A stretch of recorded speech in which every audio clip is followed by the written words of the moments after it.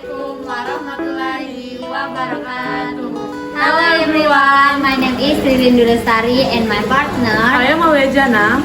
This video we make to Business Communication course. And this video but review is informal letter and formal letter. Happy watching! Enjoy! So, today Ririn and Aulia will give an explanation of the informal letter and formal letter. Ririn will explain formal letter and Aulia will explain informal letter. Hi guys, I am Aulia. So, this is an example of an informal letter. I will explain this letter. Informal letter is not equipped with a letterhead, and this is the place or city and the date on which this letter was written. Adareva Cynthia is the recipient of the letter, and Yogyakarta is the place where the recipient of the letter.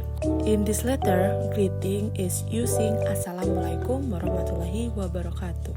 The opener of this letter asks for the news from the recipient of the letter and inform that the sender of the letter is in good health. The essence of the letter contains an expression of the longing for the sender to the recipient of the letter.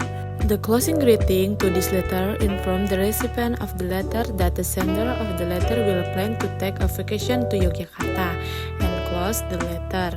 Closing greeting here using Wassalamualaikum warahmatullahi wabarakatuh, and the name of the sender of the letter is Nita, signed by your best friend. Informal letter function. First, as a means of expressing affection and longing. Second, as the author representative. Third, as a means of conveying ideas and concepts. And the last, develop writing and language skill. Characteristic of an informal letter. First, not equipped with letterhead. Second, language does not have to be standard. Third, no number of letters. Fourth, informal opening and closing greeting. Fifth, using language that suit the writer taste. And the last, free format. Okay guys, enough for my explanation. This is an example of an informal letter to express affection or missing someone. And now we continue with an explanation of Ririn that will explain the formal letter. Hello everyone, my name is Ririn Lestari, NPM C1C023106. Here, I will explain to you about the formal letter. Formal letter is any written communication that concerns the interests of the duties or activities of the agency or organization. Formal letter functions: 1.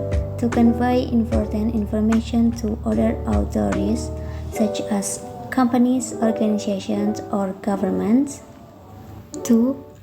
To send an order or formal request to another party, such as an order to make payment, a request for provide a document, or a request to hold a meeting.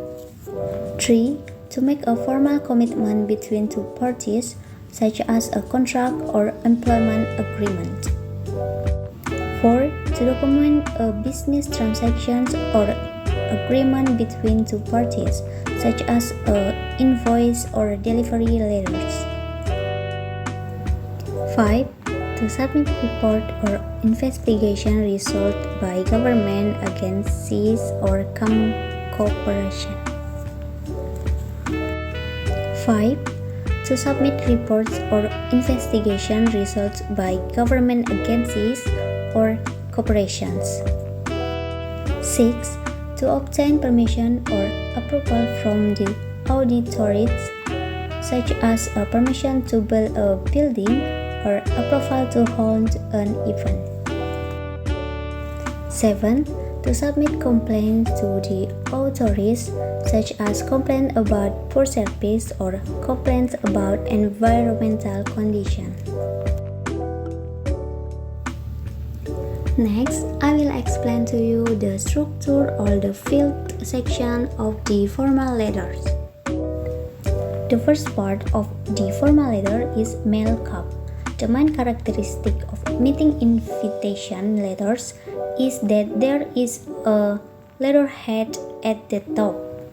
A letterhead is the official identity of an organization or company that sent an invitation meeting.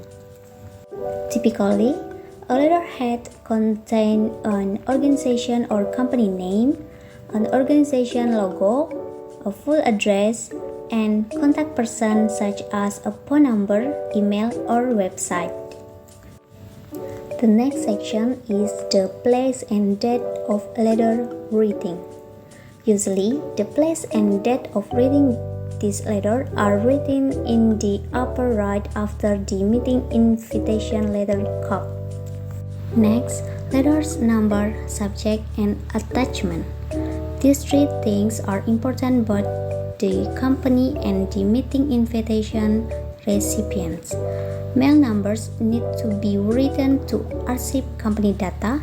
Meanwhile, the purpose of the meeting was to make it easier for recipients to know purpose and content of the meeting invitation. Next is the name and address of the destination party. Enter the name and address to whom the meeting invitation will be sent. Next is opening greeting. If you know the name of the recipient of the meeting invitation, you can use Dear Miss or Mr. as your opening greeting. However, if you don't know the name of the recipients the meeting invitation letters, you can use Dear Sir or Madam. Next is the content of the letters. The content of the letters is the part where you convey the intent and purpose in reading the meeting invitation letters. Official invitation letters usually contain implementation information such as day and date, time, meeting place or event, and agenda. The next is greetings. To show respect, you need to write your closing greeting at the end of the meeting invitation letters. Last section is sender name and signature.